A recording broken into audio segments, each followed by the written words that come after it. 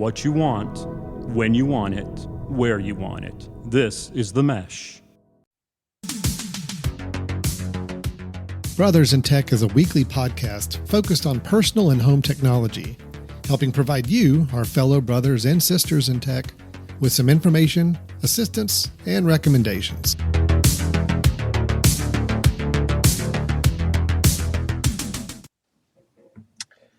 Hi, everyone, and welcome to Brothers in Tech here on the Mesh.tv podcast network. My name is Alan Jackson. Off to my right, if you're watching on video, is my brother, Brian Jackson, my brother in tech, my actual brother. And I have to always put that disclaimer because Brian, I have gotten asked one time. It's like, well, we're brothers in tech, but I mean, that doesn't mean we're actual brothers. I'm like, no, it actually does. We are flesh and blood brothers. Did you get more of those questions after we went video? Like they saw and they were like, there's no way that you are both There's related. No way. Yeah. Nope. I got that a lot. I mean, I get that quite a bit, that what happened to him and, what's where's the relationship? But no, we are true brothers, real brothers. But quite honestly, we're probably more importantly brothers in tech. Is that right? That's true. We are. So Brian, I'm actually going behind the scenes here. I just realized something that you did not tell me is that I was not using my good mic. Well, I kind of wanted you to sound a little worse than I did. So I was pretty happy about it when I heard the echo sound that you were giving. So how is this? Is that? Oh my God! Whoa! Oh my gosh! It's like velvet. It's like velvet coming across. See, this is the way I really sound. Okay? Wow. The way you were just listening to me, that is not my natural voice. This is my natural sound right here. This is a much cleaner natural sound.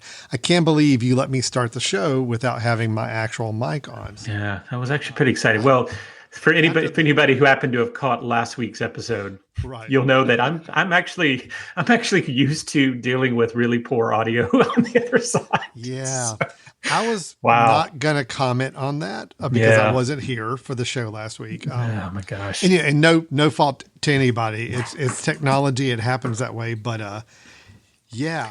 Wow. I mean, that really spiraled downward quickly. That really got out of control. And honestly, without you there, I will say there's very few times that I'm going to give you props, but not having you there, I thought, I don't know what to do right now. I don't know if I should cut this off and say, we're done, or if I should just go with it and say, don't talk, send me texts and I'll repeat what you're supposed to. I don't know. Just some background for anybody who wasn't here last week. So Brian, in his infinite wisdom, decided to do the show by himself without me because I was not available. I had a film festival I was running last week. I was kind of out of pocket. Brian contacted me and said, hey, well, you know what? I'll just run it myself. I'm like, oh, okay. Well, let's see how this goes. And you brought on a guest, which, I mean, he's great. We've had him on before. Yep. Awesome guest. Bill, but there were a lot of audio challenges between the two of you. That audio podcast, I do not think will ever see the light of day.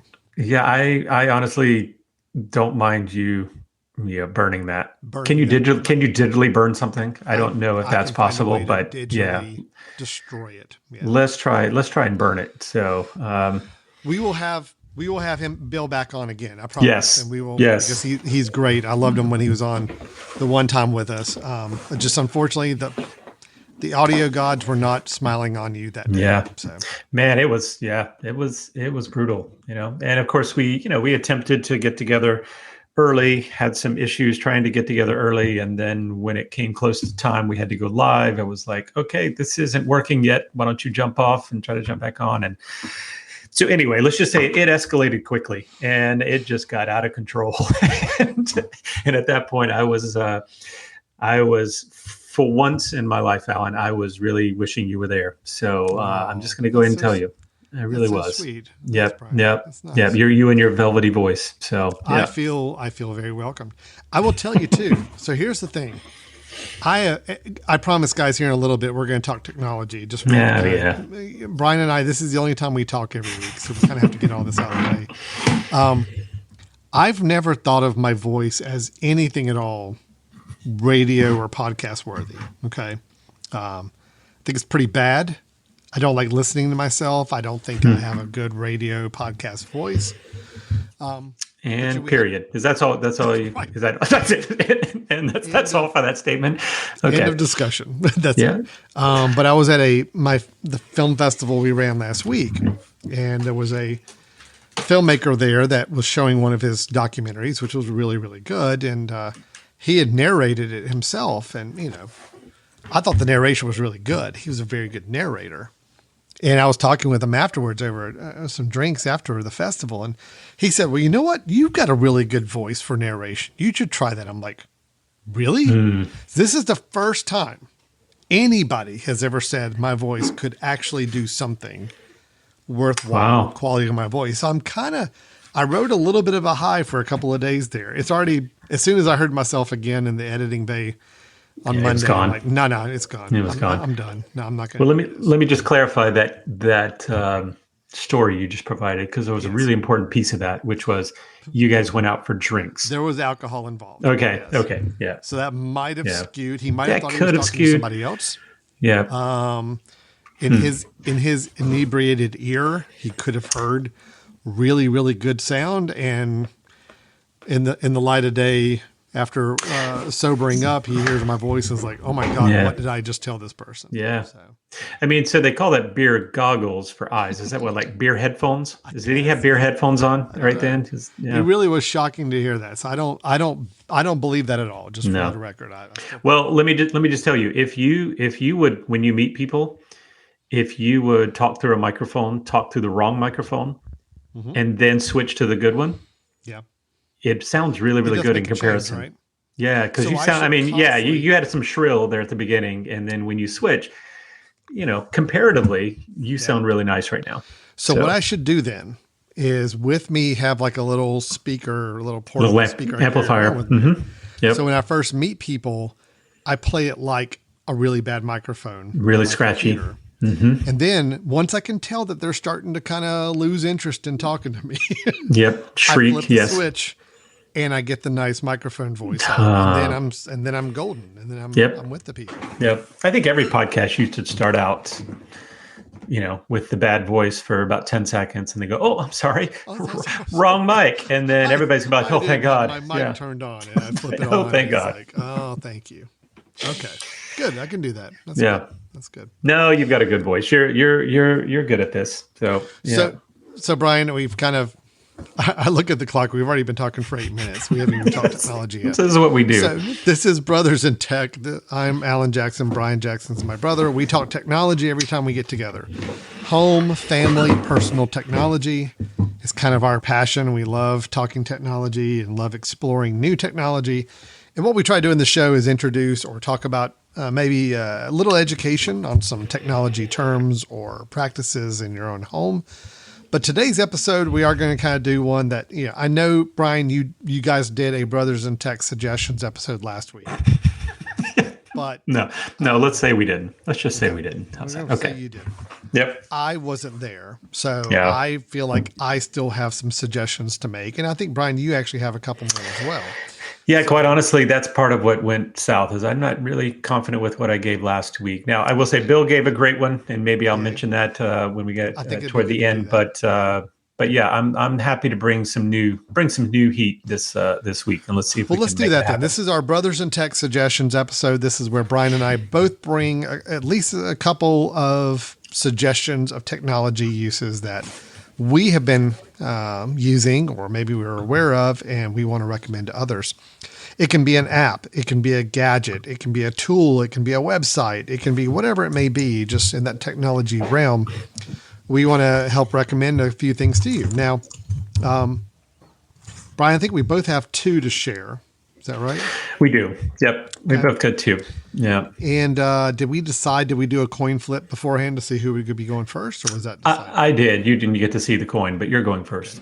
I'm going first. Okay. Yeah. I flipped it. Mm-hmm. So let me go ahead and roll right into mine. Now, if you recall, Brian, last time we did a Brothers in Tech Suggestions episode, I kind of rocked it. Do you remember this? I brought up like about 4 websites that were all really cool websites, really interesting, We talked about them for a good while. They were a lot of fun. They didn't really have as much practical purpose, but they were still very entertaining and fun. I remember. So I'm gonna dial back a little bit this month. Okay, this episode. And be not nearly as fun. Not as fun. These are ones that I will admit, these are services or things I'm going to be recommending today. I do use for work purposes, but I'm going to give them as a recommendation because I do think there are some really great home or personal uses for this, and I'll explain as I get into each one. They're both going to be website services. There are free versions and there are paid versions of both the things I'm going to talk about today, okay? These are things I use practically every week on my work, but I also know there's a lot of people I think that could use them in a personal basis, and that's what we're going to really hone in on today. So let me go ahead and talk about the first one. First thing I want to talk about. So QR codes, Brian, you are familiar with QR codes. This idea, I do know those. The little box, the little black and white kind of checkered pattern that you may see on things. And the idea is that QR code, you can point your phone or your camera in general to that code, and it will then allow you to be directed somewhere on the internet automatically. So think about it in terms of instead of going and typing in a web address you see on a poster somewhere, the idea is like, you know what, if I don't want to remember that website, or it's a very, maybe a little more complex website address, the QR code, I can snap that instead and it will take me to that website. All I had to do was use my camera and snap a photo of that or point it and click on that code that was printed. So they were really hot a few years ago. People were all about QR codes. And then I saw it kind of fizzle out because I think a lot of people, what was happening at that time, Brian, is that your phone, if I remember correctly, on the iPhone especially, it did not automatically, like the camera didn't automatically recognize QR codes back in the past.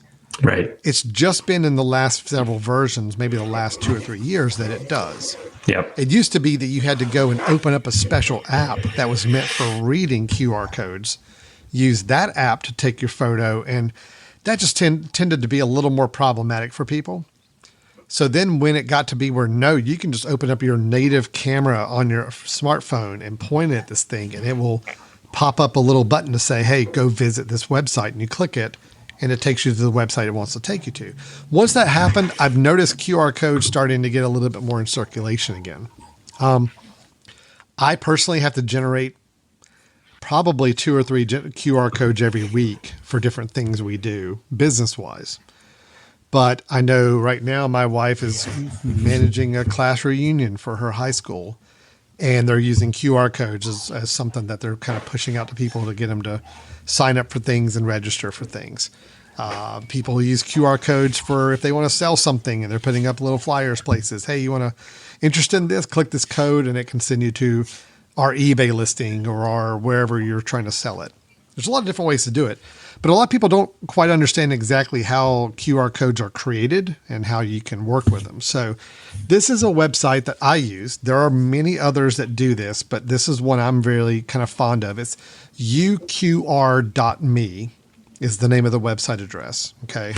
And I'll actually put a caption up there so we can actually see this, but the website is, www.uqr.me. So uqr.me is basically you as in the letter.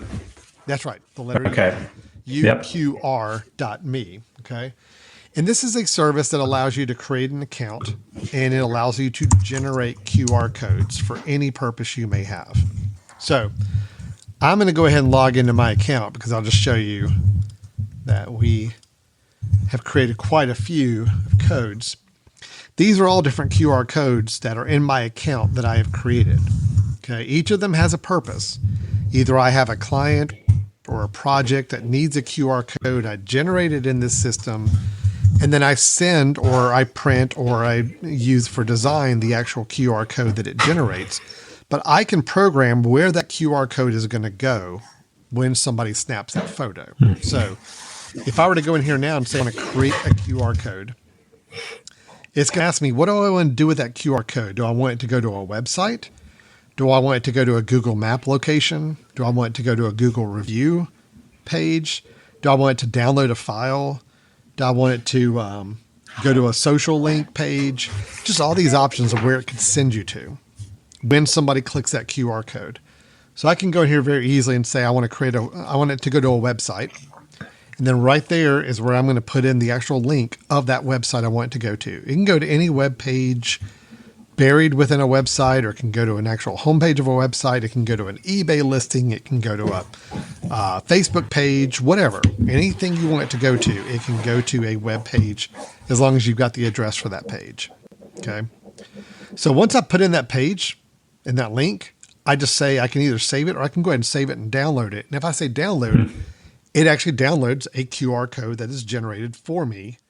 That is just like an image. Yep. It's an image. I can drop it into a page layout document. I can put it up on a website. I can print it out, whatever I want to do with it. But anywhere I put that QR code now, it's going to go to whatever web address I set up in this system for it to go to. Nice. Okay. Super easy. So I mean, really within 2 minutes, I create a QR code, send it off. We have we do some marketing for a group in town, and we have like 6 different ways that we're pushing out QR codes, like on a poster, on a table tent card, on a flyer. We create a different QR code for every single one of those places, because what this system also does is allow you to see how many people clicked on it using that code.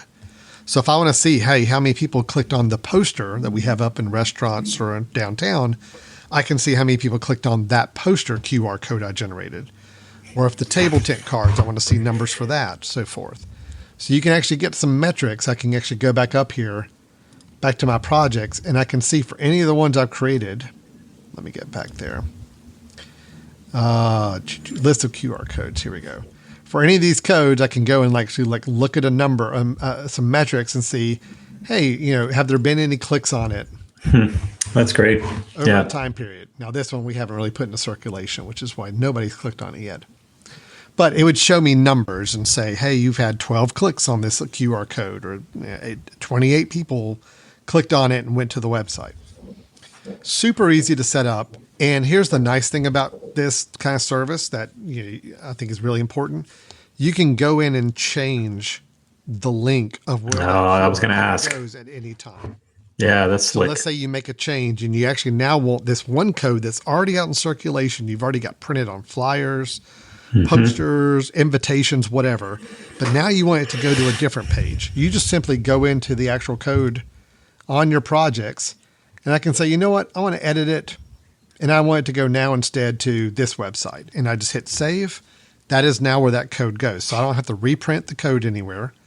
I just know that code that I've already put out there, out in the world, is now going to point to a different web address if I wanted to.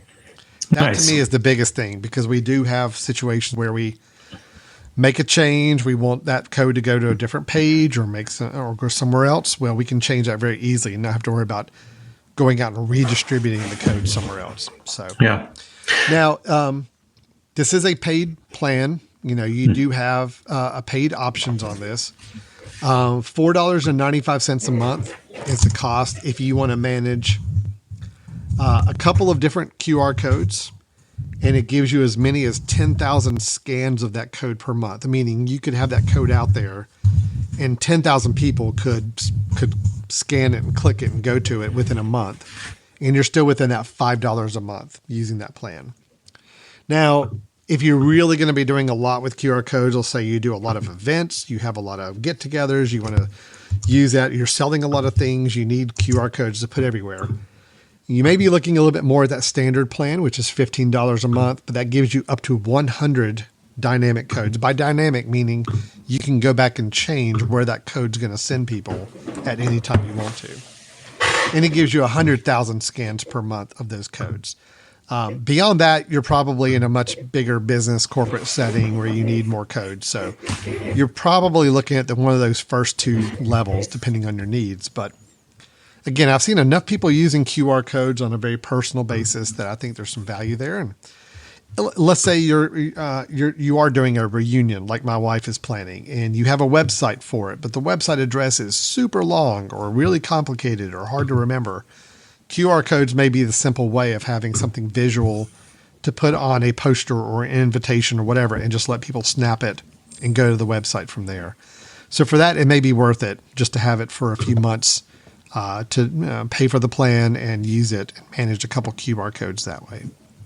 Nice. I will say if you stop paying per month, if you cancel your plan, as you would kind of expect, any of the codes you have floating out there anywhere out in the world, they won't go anywhere once somebody clicks it if you're not paying for that price. So keep in mind, if this is a long-term project where you need to have a QR code that's going to work year-round for any reason, you are looking at least $5 a month for an entire year. And they do have an annual plan versus monthly. But anyway, there are other companies that do the management of QR codes. But I personally have been using uqr.me for quite a while, and it's really super simple and easy to manage.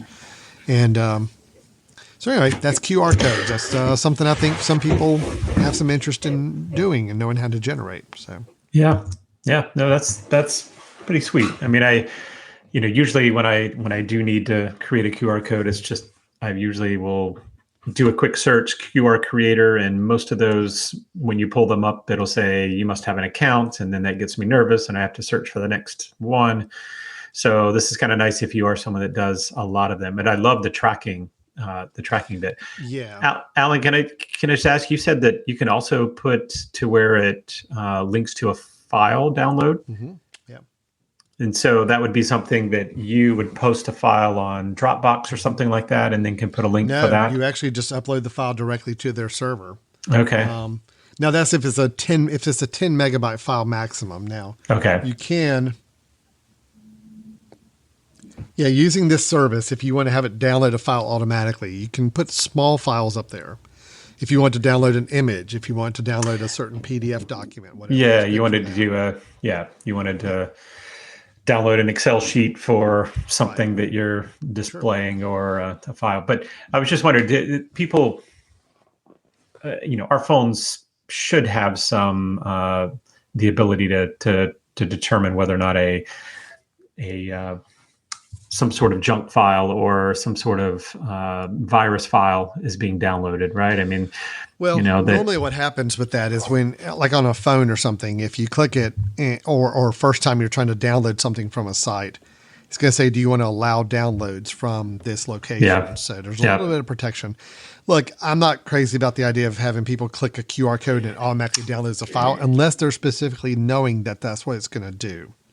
Right. If you say, look, hey, if you want to download this legal document that we all need to review, here's the QR code to do it, then that's fine. People know when they click it, it's going to download a file. Yep. I don't think doing it blindly for people who just see it on a poster somewhere on a window, click the code, it should not download a file. That's not good practice in general. Yep. This is a very kind of specific. We have a specific audience. We want to get this file out to people. They all know it's coming. They all need to see it, but this is an easy way to share that file with them. So you've got a conference you're running, and only the conference attendees know they can scan to get a downloaded version of the presenter package, right? Yeah, exactly. Yep. That's it. That's kind of the idea behind that. So now if you've got a larger file than 10 megabytes and you still want to have people the capability, you can put in a direct link to a Dropbox file, like the actual full link to go to that file. And that's another way you can get a much larger document out to people. It doesn't automatically download it for them, but it takes them to like a Dropbox page where they can see the document and then decide if they want to download it or not. So there's a lot of ways to play with it, but some good capabilities. And again, it's not for everybody, but I think people who are trying to get information out to a large group on a personal or work level, QR codes they've come around. I used to hate them. I used to absolutely hate QR codes because I had to pull up a different app on my phone just to snap them. I'm like, this is so ridiculous. I'm just going to go to the website, type it in manually. But now that the cameras are so natively picking up on the codes and it does kind of automatically send you to the right place, I think there's a lot of good applications for it. So that is uqr.me. Kind of a weird address, but uqr.me.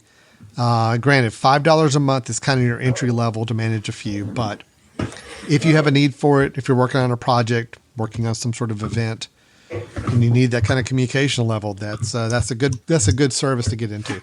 If you need to just do one off for like a very, very short amount of time, yeah, you could probably go find a free one online to do it. But if you really want to track and manage and be able to update that link, having a service like this is probably going to be very beneficial. So yeah, nice. Well, good. Yeah, that's a good start. It's a good start. Useful, can be useful for the right person. Well, and I have to go ahead and apologize. I just sent you a link, Alan, in our little chat because I'm actually on a new computer, and not until you click to share the screen does it say that Chrome does not have the permissions to record the screen, which is needed. So my first one is just by a link anyway, so I can talk through it. I figure you can pull that link up for me. Sure. Okay, so this one I have to say, this is a special use case pick, and it's one that has been incredibly beneficial for me for a particular use case, and I'm hoping that maybe somebody out there might have a need for this as well. But so let me set the stage for this. I'm a big believer in Apple TV. I have Apple TVs and Apple TV boxes in two of my TVs here at the house, our main kind of TV watching areas. But Apple TVs are fairly pricey, and for years I had been using some Roku devices for some other TVs, like a bedroom TV. Recently, when we moved to this current house, we created a little gym in a separate bedroom, and put a TV in there as well, so that when we're on the if we're on a rowing machine or we're on the bike, we can have something going rather than having to watch an iPad, a smaller screen. So take that scenario where we didn't want to go buy an Apple TV. We didn't want to spend the money for that. We had Rokus already. But here was the issue, is that if you can imagine being on a rowing machine or on a stationary bike, an awful lot of noise coming from that bike and from that rowing machine. And in order to hear the TV, we had to turn it way up in order to be able to use that. So what I was looking for was, how can I use headphones while I'm working out to be able to watch this TV? Now, again, if I had an Apple TV, that would have been super easy, right? But I could have connected some Apple AirPod headphones, wireless headphones, and be able to listen to the Apple TV and not have it turned up so loud that it was bothering the rest of the house. But I didn't, and I didn't want to go buy an Apple TV. I had a Roku already.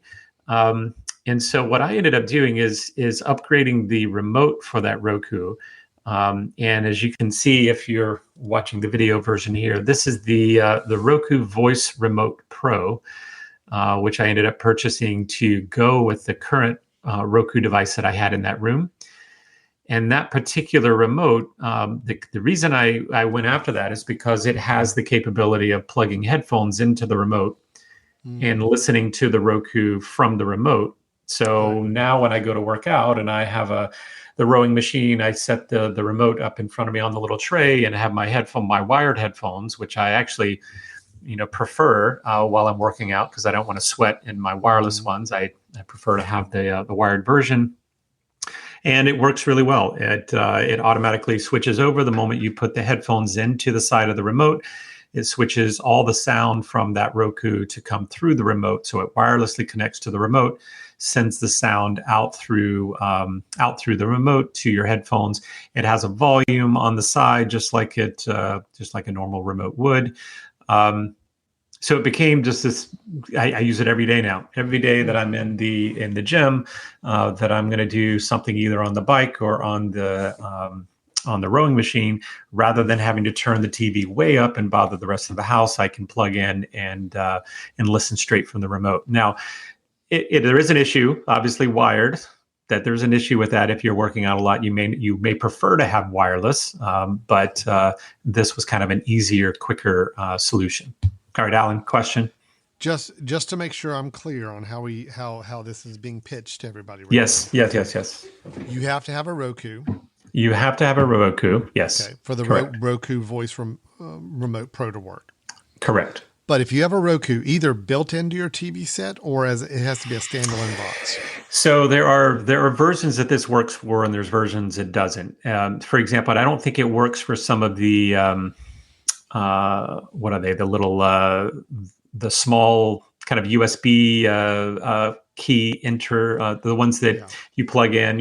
It actually has to have a processor to it. So I think it's one of the bigger Rokus that you'll use, but there's a wide range of those, and it will work for some of the Roku TVs as well. Now, I will, and also Roku TVs, but maybe some. Not. You do need to check. Alan. If you scroll down, I think it even will say, which ones it doesn't. Maybe if you show a little bit more there, right? Yeah, this page is. Yep. Hold on. Just okay.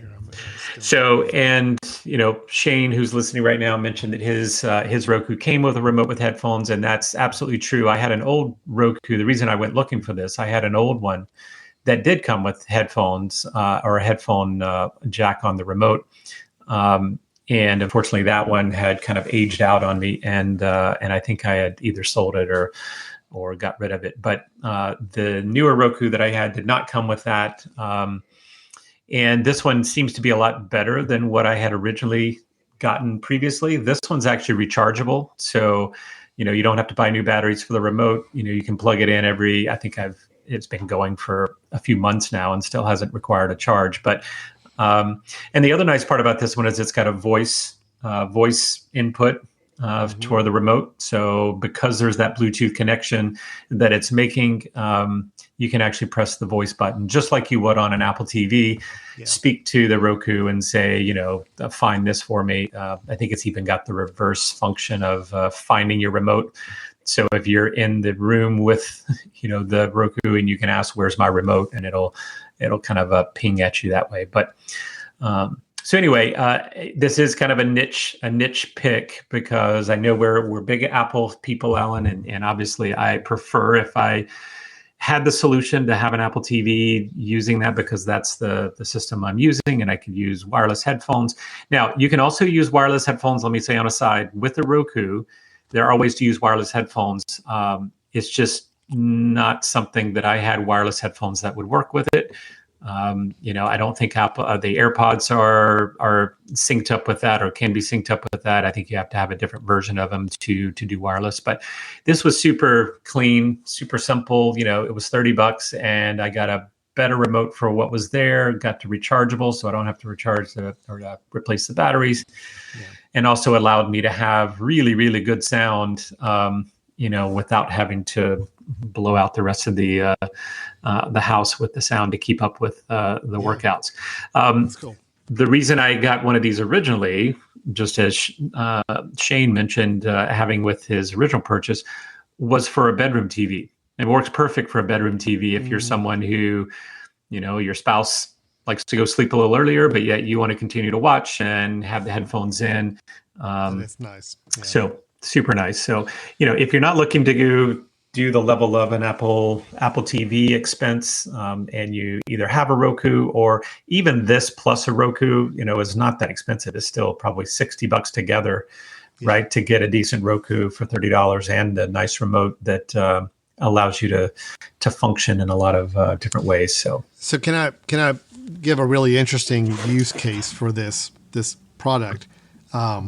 Actually, a client I'm working with, I've got to be at tomorrow morning to do some film work, is a newer dentist office. And they have installed TVs up above on the you. ceiling. Oh, yeah. Yep. And they have equipped every room where they will give the patient one of these Roku remotes with the headphones. With the headphones. That's awesome. So they have the headphones, put the headphones in, and they can control the remote looking straight up at the TV up on the ceiling. Love it. While Love the it. dentist is working on the teeth. And yep. I think that's pretty cool. So then the dentist needs to just do hand signals to tell you to open and all that. Yeah. Open, I love it. I love it. Or, oh my God, we just did something bad. That's right. Close your eyes. Close your eyes. You don't want to see this. Close them. Don't look at this. Avert your eyes. Don't look at what we're doing. Ignore the smoke coming out of your mouth. It's okay.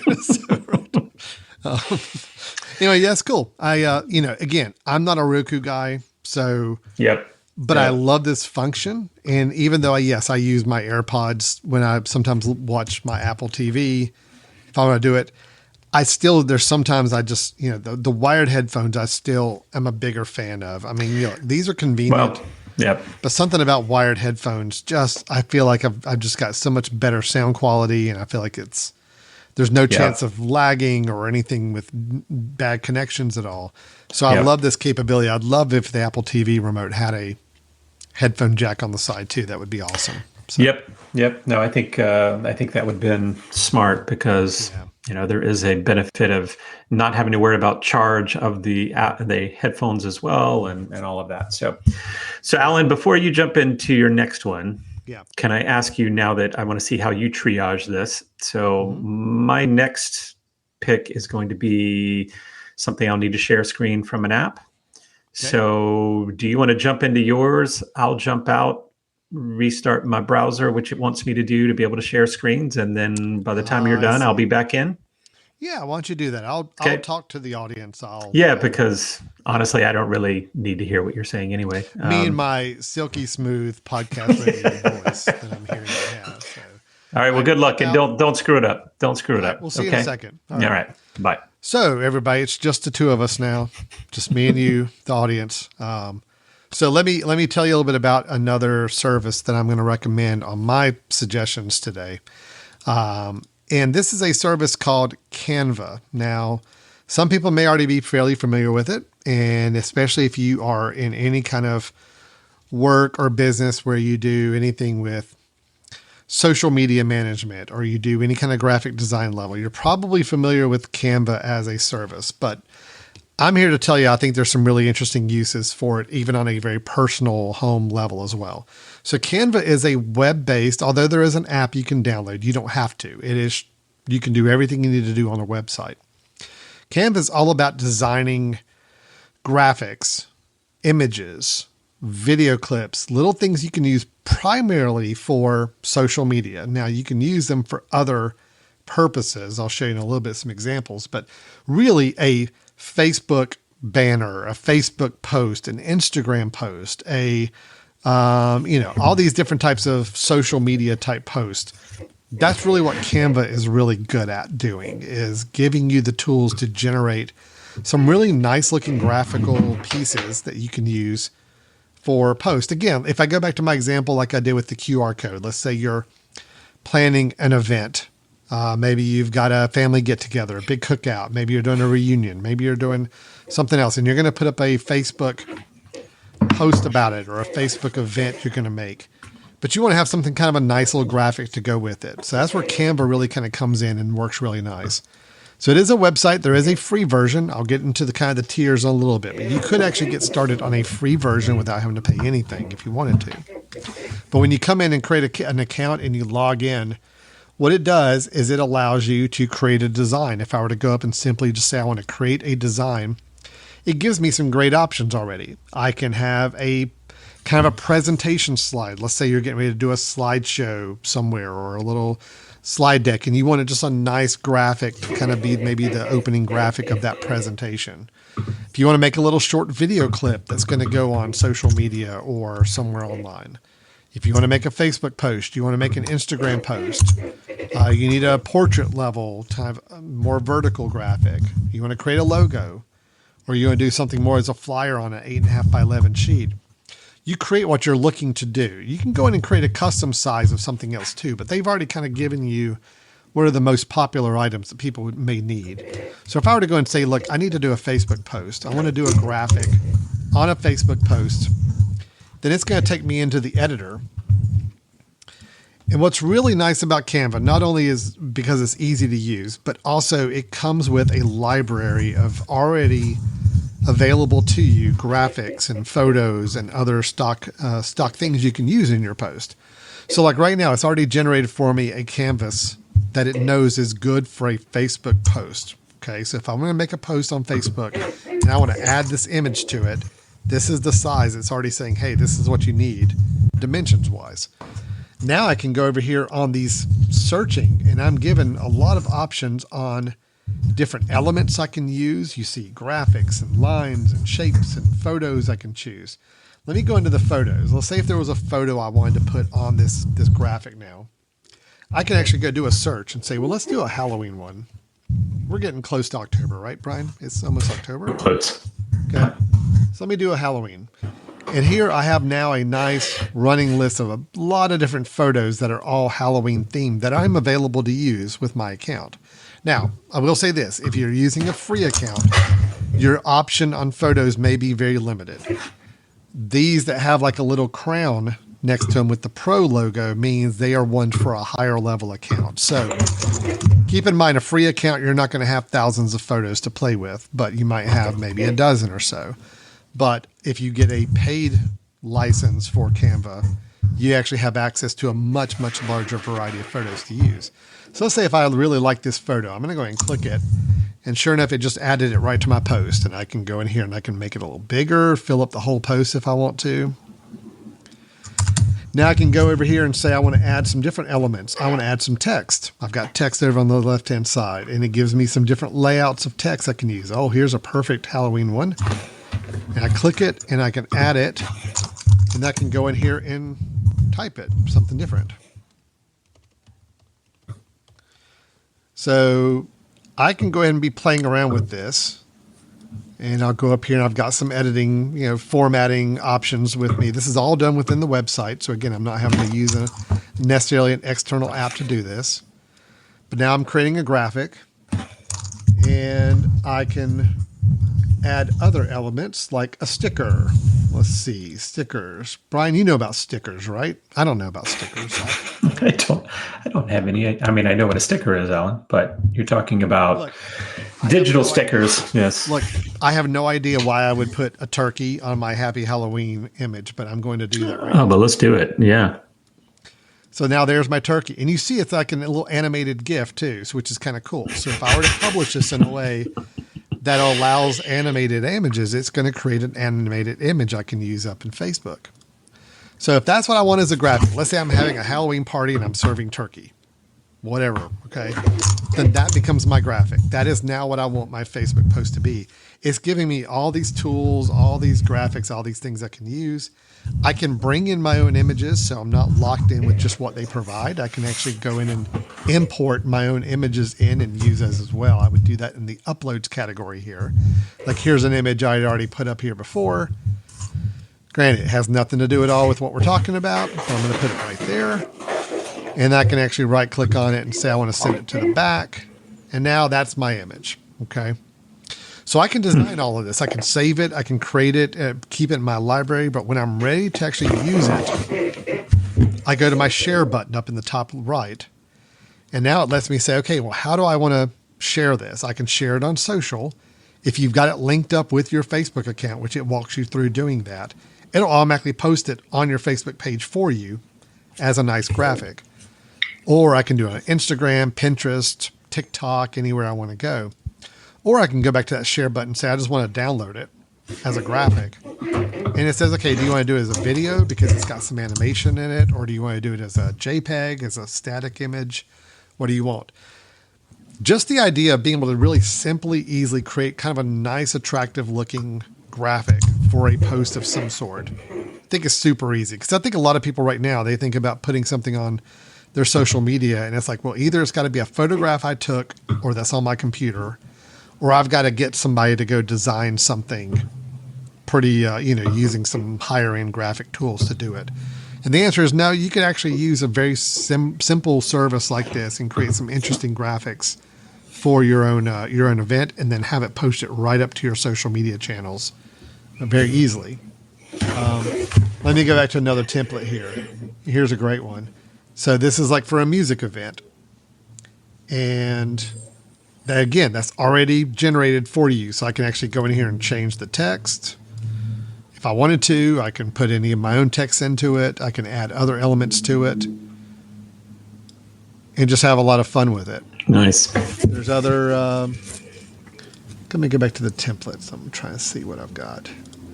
If I wanted to look at video, there were some video elements in here somewhere.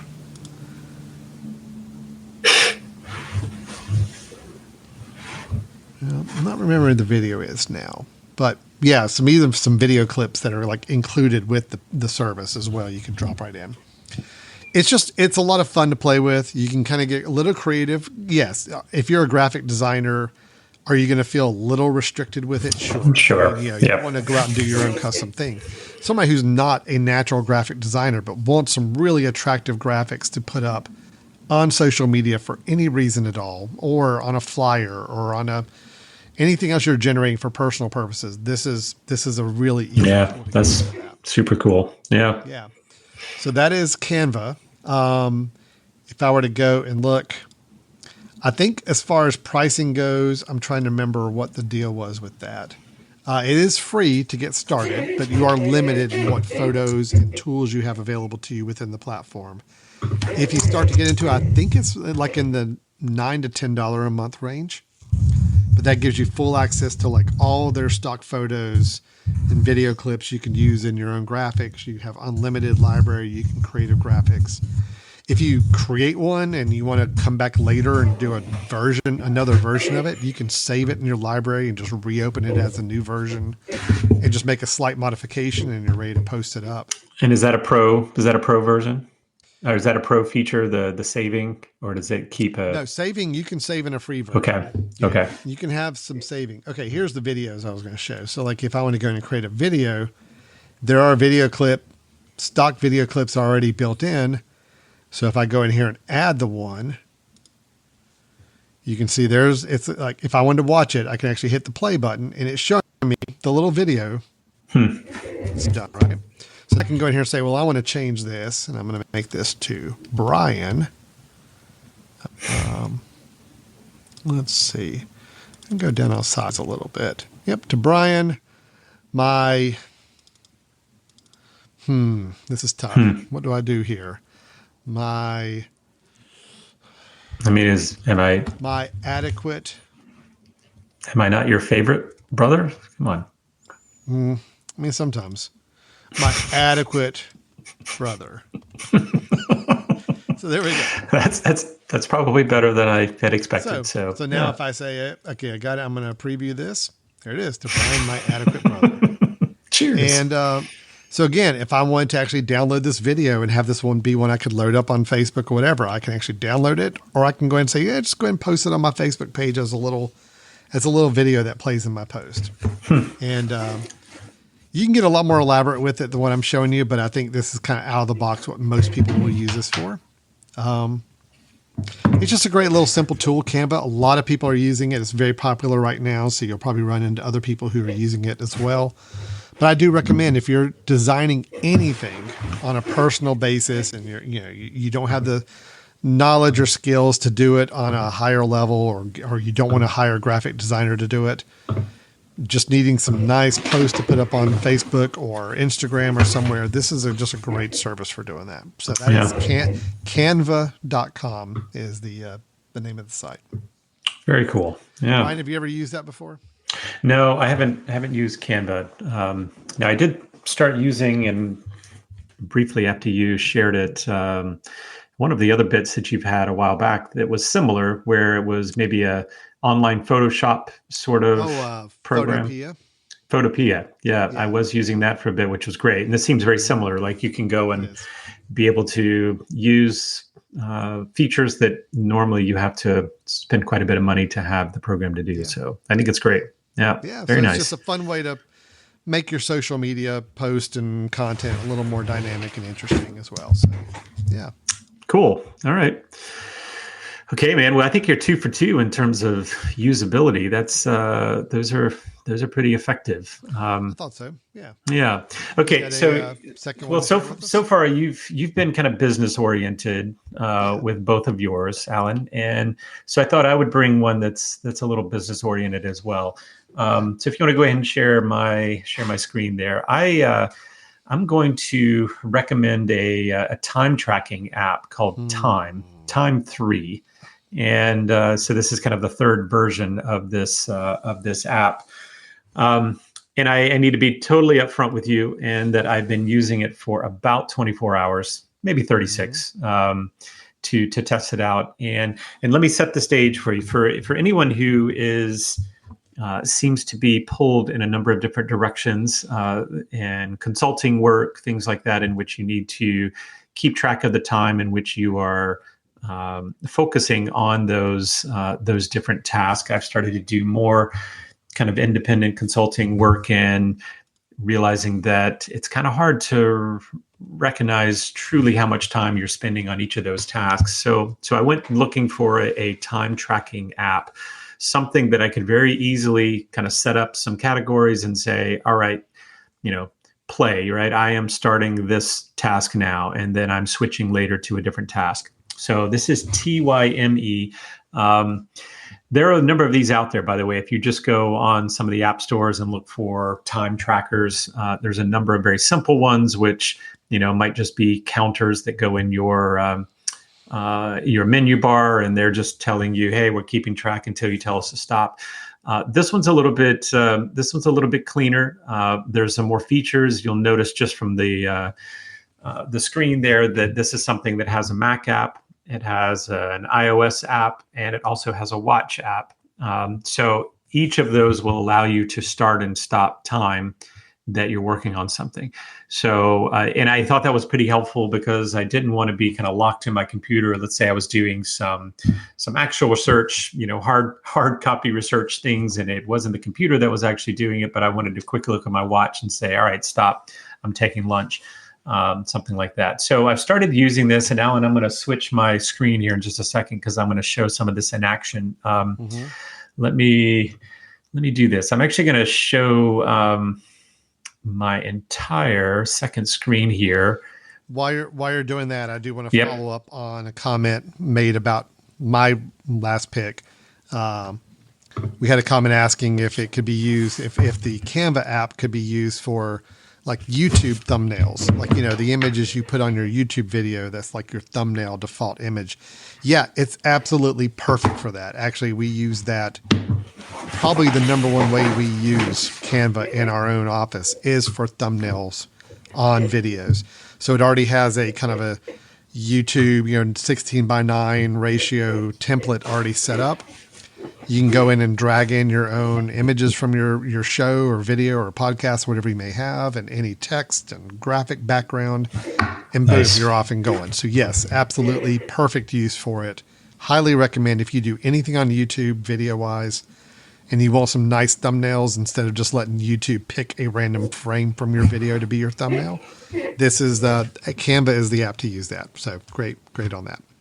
All right, cool. Brad, sorry. Are you back? Yep. Go ahead. Jump me in there. Okay. So just FYI for those watching, I am showing kind of a second screen here on my computer, but the window on the left is a visual of my phone. All right, so that I can show the phone app for comparison here. So as you'll see on the phone app here, what time allows you to do is to create projects, and in those projects you can have different tasks within the projects. So for example, if I were to click on technology here, and maybe I had home consulting as one of my tasks that I would be doing within the technology realm, I could go and say, just start that, right? I'm doing that now, so start it. I can do that from my watch. I can do that from my computer or from my phone. And then it'll start to keep track. I could have various tasks within there and start, stop, and then it's keeping track of what's going on. I'm going to show really quickly, if you'll notice now on my desktop, I have in the menu bar, which is another thing I really like. It does have a running time in your menu bar. So if I were to go up and drop down and say, okay, this task that I have under one of my projects is preparation. So if I just want to click start, I'm now in recording time for that particular task, right? So it's running in the background. You can set up a keystroke, which I haven't done yet, set up a keystroke that says start, stop, make it super easy. If I open up the actual app itself, so you'll notice when I click back on it, it shows that I'm still running on this, and I can click stop on that particular task. I can, turn back the start time. If I ended up having a need to change that, maybe I actually started 30 minutes ago, but I forgot to start it. So I could go back and make that pretty simple. If I show the screen, you'll notice this looks very similar to what's on my phone. It's got the different categories. Each category has a way for you to start and stop what's going on. And as that continues to count up by minutes, you can stop it. It'll go and log that for you. It provides some statistics, so I can go back and actually look earlier in the week to see what my time, how it was divided. You can even look at it visually to see, how much time each day I was spending on each of my tasks. Of course, as I said, I have only tried this once in a day that I was doing one task. There is a way of having teams on this, so you can actually have a team account where multiple people could be logging into the same project and putting in their hours. So you have a username and password for the team, and then you could go and say that, hey, I'm working on this. Someone else is working on it as well. We're logging both of those hours together, which is kind of slick. I just need it for myself to know that I could very easily say, I'm switching from this to this. I'm going from this to this. And so far, so good. Now, I would say it's a little quirky to set up. Initially, you have to kind of get the lingo with all of these. I tried a few of them. You have to recognize, what does it mean by project, category, task? What's the wording it's using? And, what's the company? What's the task? What's the project? That sort of thing. So, but if it is something where you just need things that are going with this one, company or this one, area of your work, you could set up the category, make a general task of work for that one, and then just say start. So this, it's pretty helpful. The other thing I really like, Alan, is if I click here and show that, yesterday I had about 7 hours working on, a grant that I was doing. But if I, again, forgot to start it, I can always go in here and edit it as well. So it allows me to edit when I started that, when it ended. You can even invoice from this, which I think is really nice. So let's say that I charge a different rate for each one of my consulting tasks. I can go ahead and put in there that says, hey, anytime I start this, it's at this rate. And then later on, it allows you to kind of sync in with some invoicing software and say, all right, export this as an invoice for this month, and it automatically puts in your rate, and then of course you can tweak that as need be. So that I like, right? It could even be something I manually put it in and say, hey, by the way, at the end of the week I forgot to run this thing, but here's all my days I did that. So at least it's all under the same system. So so far it's worked pretty well. Yeah. Brian, so is this one of the time tracking apps that tries to watch what you do and track time, or is this truly based on input? Like, I'm going to start and stop my time or input it in. Okay. Yeah. Good question. Yes and no. So this is one that the way I'm using it right now is strictly just input. You tell it you're starting and you're stopping. Sure. Now, the cool part is, and this is where I'm going to dig into this more, one of the reasons that this is one of the more expensive apps that I found, I think it's maybe $30 for the year, or something like, I can't remember if it's $3 or $4 a month or something. I'll have to look that up. But I'm doing a free month trial on it, and then it will go to a yearly if I choose to keep it. But it does have some features which are kind of nice that I'm excited to try out. For example, you can set up reminders that says, when this happens, can you put up an alert that says, do you want to start tracking? Right. That kind of reminds you when you sit at your computer and wake up in the morning, that it'll be there to say, oh, yep, you're right, I'm working on this, and kind of remind you to do that. It also has some geofencing capabilities with your phone. So I tried this yesterday. It actually worked really well. I was at an office, and then I put in and said, when I leave this office and when I leave this location, stop my work time. And I put that in, and sure enough, that's why that time shows 21 minutes, something very odd, is that when I left, it automatically shut it off and said, all right, that time stopped. You can also get it to do the same thing when you get there, right? When I arrive, start my time. When I leave that location, stop my time, so that you can kind of get a general idea. Even if you're not submitting these hours, it may be something, for example, my wife works at a school, and sometimes she's like, gosh, I feel like I'm there a lot more than I need to be, or that I'm, doing some extra time. It'd be nice just to have something automatically recording when she's at school. And just so afterwards she can look and say, do I need to submit for extra time, or at least do I need to make a note that I've been there longer than I should be? So I think there's some really cool setups there. Alan, I'll show you really, really quickly just some of the, where's the preferences? Just so you can see some of the things. There are shortcuts, which I haven't tried yet either, but shortcuts, not just for me putting a shortcut in, but Alan, built-in shortcuts that you already have through iOS or something. For example, go get my morning news and all of that. You can actually trigger it so that when you start a project, it runs one of your shortcuts. So it's like running automation after you start something. So if I say start this, and maybe my automation is to, switch over to certain focus mode on my computer and, change my desktop to this or whatever. You could have some automations or shortcuts that happen when you start your time. Well, that's so I think that's kind of nice. Yeah. There's a number of plugins, and that's where I wanted to just quickly mention, I haven't tried these yet, but you can get invoice plugins so that I can export to some invoice software. One of the other tools that I was trying, and by the way, people want a cheaper version of this, that Toggl, Toggl, is another one I'm trying out right now. It's not nearly as full featured, but I think I'm using it for free. I can't remember if that or I paid just a couple bucks for it initially. But if you're using Toggl, it looks like you can also import into this if you've been using it for a while and want to carry those hours over. So there's a lot of things. iCloud backup.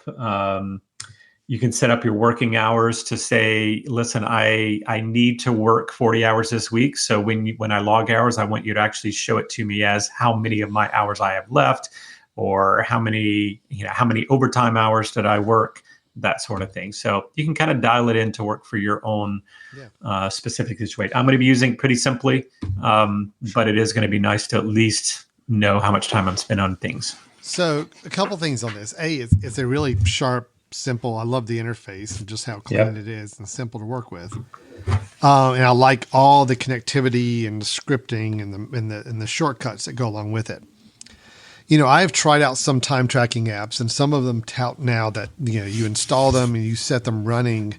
They run in the background while you're doing work, and it's watching what you're doing and saying, okay, well, if he's opening up these files, I know that belongs to this project. I'm going to track it this time. If he's going to this website, I'm going to track it here. And I've tried those. I've really tried. And I don't know if it's just different working habits or not, but I'm not someone when I work that I have one program up and every file is in that program. I've typically got 3 monitors of stuff happening, and some things are happening simultaneously. So that automatic time tracking apps have just never worked for me. I've never gotten any value from them. The flip side, though, is that I am not very good at remembering that you're switching from one thing to the other. To remember to log time at all. We've tried this in our office, and it has been a challenge to get me primarily. I'm the biggest culprit of it, to not time track using an app. So I'm always looking for that happy medium where it's like, yes, it will prompt me and it will watch me and try to help me track my time without trying to guess what I'm doing based on what browser I've got open or what file I'm opening up. So I'm intrigued by time tracking. I've just yet to find one that works that I can accommodate with. So, well, it's got to be, and it's going to be for me, it's going to have to be a change of behavior, right? I mean, it's got to be something where I'm going to have to cue myself to say, I'm switching over to this.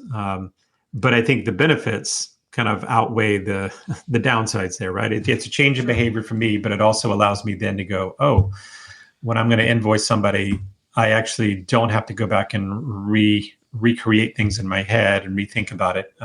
Plus, I think it forces me probably to be a little bit more, singular in my work, rather than splitting my time at one point to go, oh, well, I'm doing this. Oh, and I'm also doing this, and I'm also doing this. And I know that that's hard to do sometimes, but if they're going to be billed separately, of course, that's an important thing to do. But if it's just a matter of you noticing how much you're working or how much certain things are happening, then I think you can set it up to say, I want to know how much time I'm in the office. That's pretty easy. It can be automatically happening. Or you could say how much time is my computer open. You can set this to stop recording when you've been idle on your computer for a certain time if you're only a computer person. So you could have it automatically stop and then restart again whenever you start using your computer until you tell it to stop.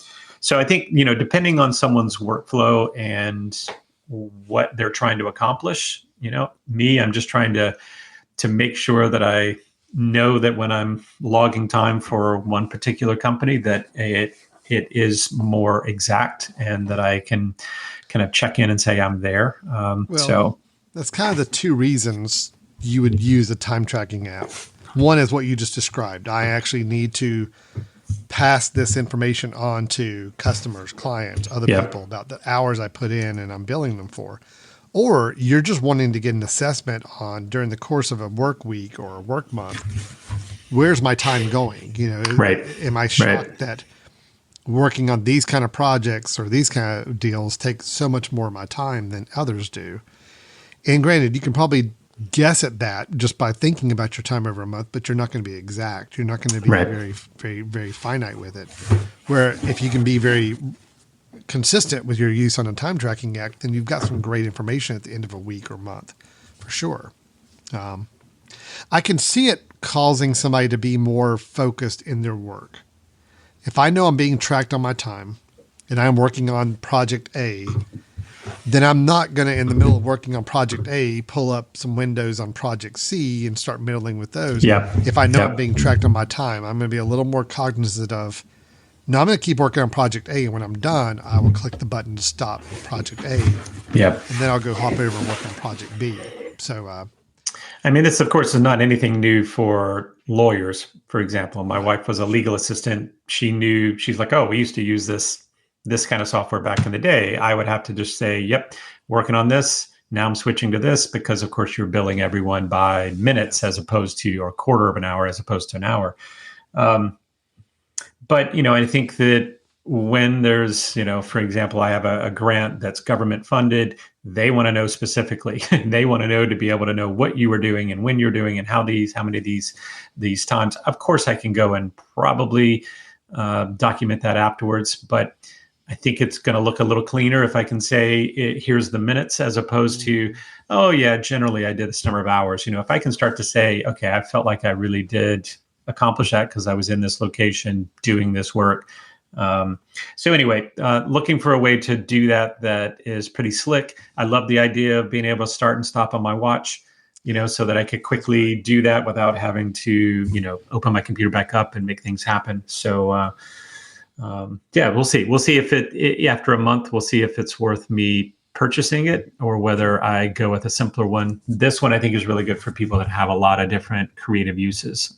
So that's Time 3, TYME 3. And if you go on the App Store with iOS or I think even Mac and look for Time, it will show you one that you can download, and then it'll say, oh, sorry, Time 3 is the one you should be doing now. And so they haven't taken away the old one, even though they want you to use the newer version. So Time 3 is the latest one. But the newer version of the app is available in the App Store as well? It is. Yes, it is. Or you can go to the website, Time, that's TYME-app.com. Correct. To learn about that way too. Yeah. That's intriguing, Brian. I'm so tempted to try to get back into that time tracking. It's just going to be, I know it's going to be a pain for several days. But Yep. I know if I get myself in the habit, I'll probably feel so much better about it. Let me tell you one more real quick thing I forgot to mention that I'm super excited to try out. And I just haven't quite figured out the logistics of how I want to set it up yet. But this, as well as the other one that I mentioned, the Toggle app, they both allow you to connect to a calendar. So like a Google Calendar or an Outlook calendar.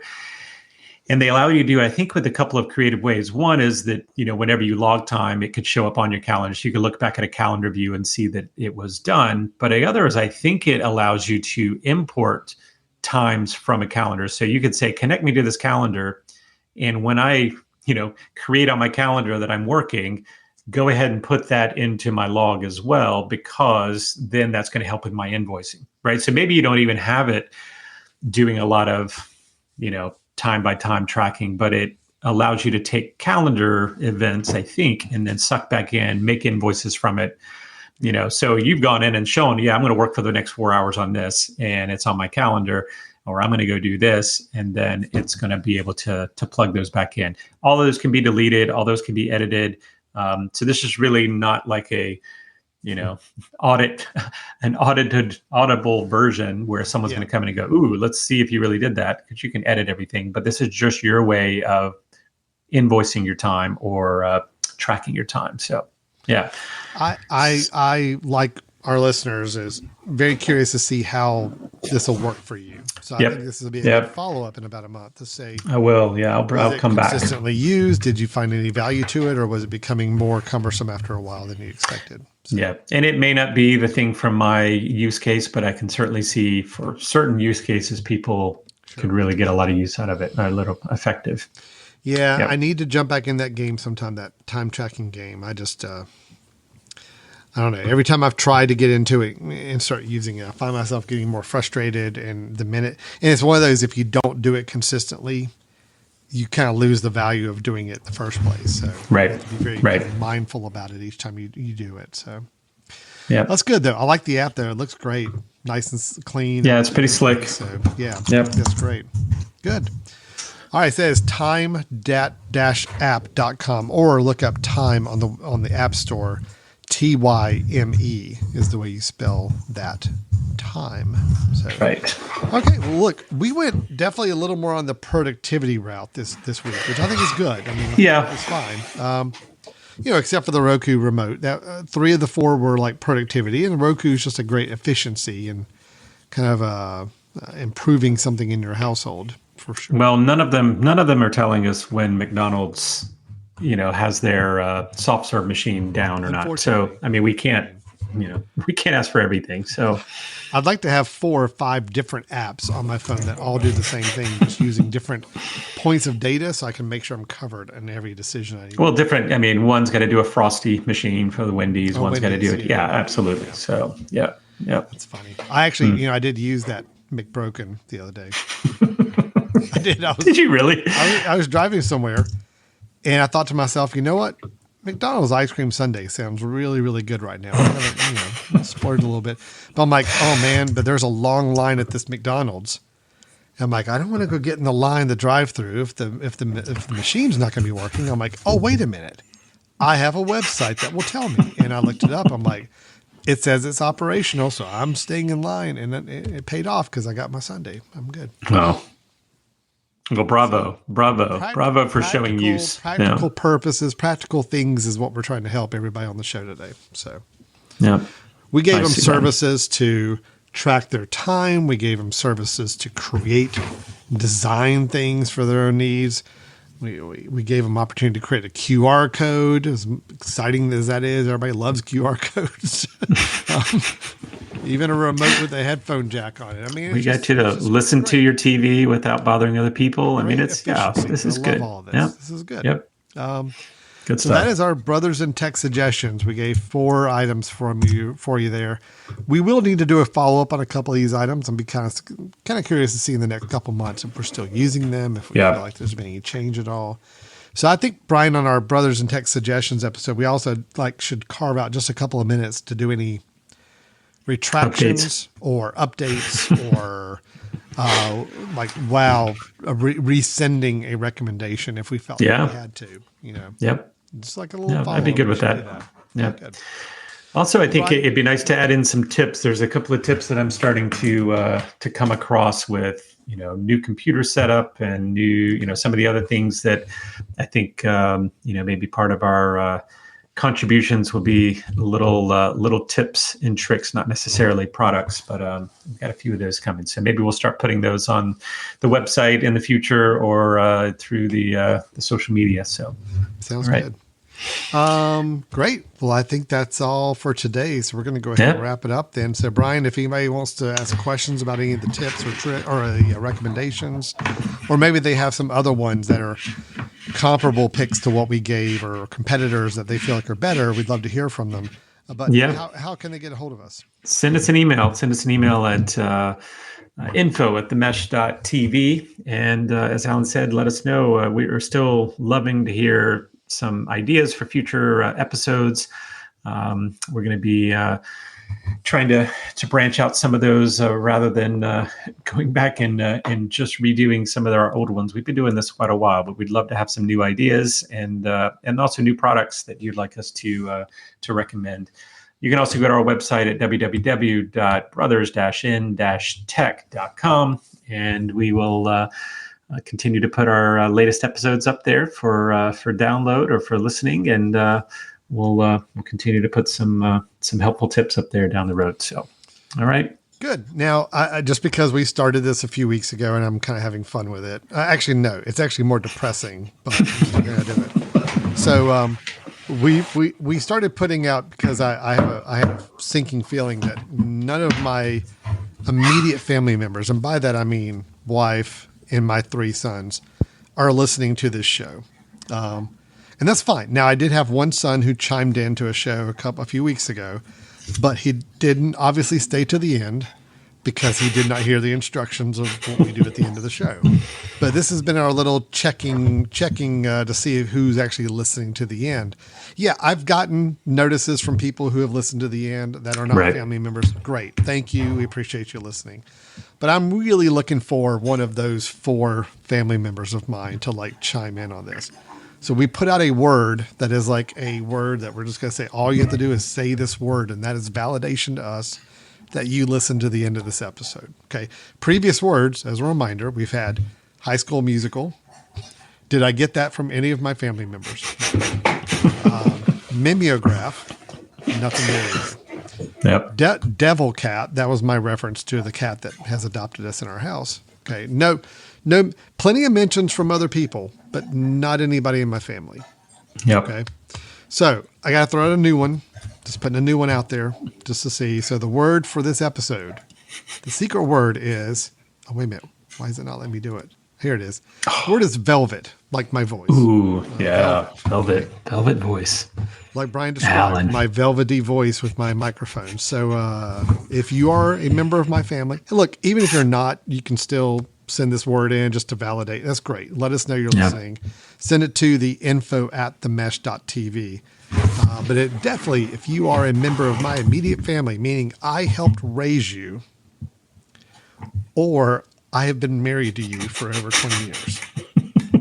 One of those two, if you belong in that category, you need to let me know the word velvet. You know what, Alan? I think I'm wondering, your family members are pretty smart. So even if they were listening right now, which is very doubtful, but even if they were listening right now, you're gonna have to put some skin in the game, right? You're gonna have to actually say, listen, there's additional allowance for someone that does this, or there's going to be something. So wait a minute. So you think my children may be listening to the show, but they get to the end of the episode and be like, "Yeah, but what's in it for me? What's in it for me?" Why should I tell my dad this? I don't know. It's like, do you want to be just seem to be verbally given the praise, or do you actually want to be the one that stays in the will? Right. I mean, that's what I'm talking about. Like, we need to step up the game here to say, we're doing points for future, inclusion in the will. And see, I plan to drop all of this out kind of as a bearing my soul at Thanksgiving. That's kind of my deal. Mm-hmm. So I'm just going to say, okay, guys, listen, here's the deal. I've been doing this show for, at this point, I think 3 years. Yeah. Okay. Yeah. In the last several months, I have been dropping cues at the end of the episode, waiting for somebody to chime in and say they listened to it. And I've not heard a peep from any of you. So I don't want to have to be tempting them with, hey, look, if you listen to my episode, if you listen to my podcast, I'll raise your allowance or something. I'm not going to do that. No, what you do is, if they respond to you, then you let them know where, I don't know, you put $10 in the house, stored it somewhere, and you'll let them know. And the first one that responds with velvet gets a little text message from you that says, "Look behind the couch." Right? I got to figure out something to do with this. Yeah. But the word is velvet. If you're listening to this episode and you are a member of my immediate family, if I raised you, if I taught you how to ride a bike, if I'm paying for your school, if I belong in that category, or if I've been married to you for over 20 years, I need you to respond to me in person or email or text. I don't care what format. Just give me the word. Let me know you listened. We'll be good. What would you do if like you woke up in the middle of the night and the devil cat had written velvet in blood on your, on your floor or something like that? Because it seems like that's something that cat might do. I wouldn't be surprised, first of all. That would not shock me at all. I kind of wake up automatically every night assuming something horrific has happened with that cat. Assuming it's sitting on your chest, sucking all the life out of you. Yeah. Yeah, and this cat is in the house all the time now because this cat refuses to go outside if it's the slightest bit chilly. Ooh. So good luck with that, the start of winter. Yeah. It goes to the door when I open the door to let it out and just kind of looks outside and it's like, nope. And then walks back in. So I'm good. Yeah. Not going to do it. So she is inside a lot more than I'd like for her to be right now. But well, the bad part about us starting this, Alan, is that, we are really just going to exemplify how little your family really cares about what's going on here. So let's keep it rolling. I like our listeners' idea of please record that encounter at Thanksgiving so that we can all experience the mic drop you give them. So that would be fantastic. Yep. All right, man. That was fun. All right. Well, listen. Thanks everybody for listening. Remember, the secret word is velvet. This has been Brothers and Tech Suggestions episode. We will be back next week with another episode on another topic. We got some other topics and ideas to discuss with you guys about home, family, personal technology, and whatnot. So I am Alan Jackson. That is Brian Jackson over there to my right. Thanks so much for listening, and we will talk to you next time. Bye-bye. I got to remember to do that. Yeah. God, man. Maybe I ought to take over again. I watched the end of last week's episode. I did not. I did not forget. Well, I mean, you paused. It just took me a second. It took a few seconds. Yeah. All right. See ya.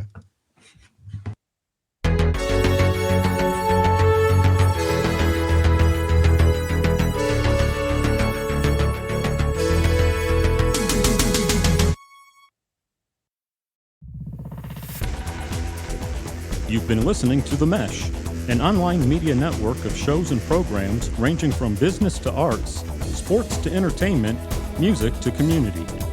All programs are available on the website as well as through iTunes and YouTube. Check us out online at themesh.tv. Discover other network shows and give us feedback on what you just heard.